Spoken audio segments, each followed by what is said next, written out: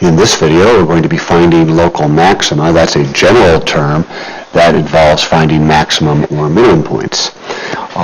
What we do is we take the first derivative, in this case x squared minus x minus 12. We set that equal to 0 and solve. X minus 4, x plus 3, still equal to 0. So x is 4 and x is negative 3. Now those are our potential x values for max and min points. Let's do a sign test. Pick a number to the left of negative 3, like negative 4. If we plug in, we get a negative times a negative, which is a positive. So the graph is increasing. So that means the graph is going up. Then between negative 3 and 4, we test 0. And again, if we plug in, we get a negative. That means the graph decreases, so it turned from increasing to decreasing, thus creating a maximum point. So we have a maximum point when x is negative 3 because the graph goes from increasing to decreasing.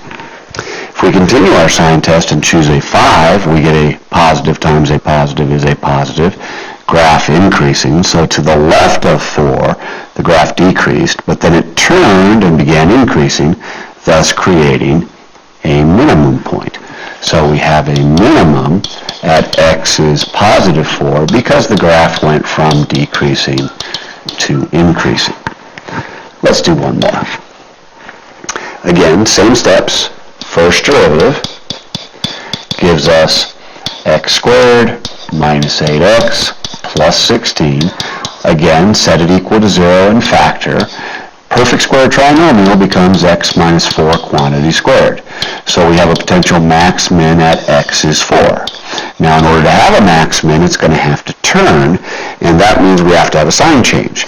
If we pick something to the left of 4 like 0, we're going to get a positive. Pick something to the right of 4, we're still going to get a positive, because if you square something, it's always going to be positive. Because there was no sign change, there is no local maxima. And the reasoning is no sign changes. That does imply that 4 is something else, and we'll discover later on that if we did the second derivative, that would be a point of inflection.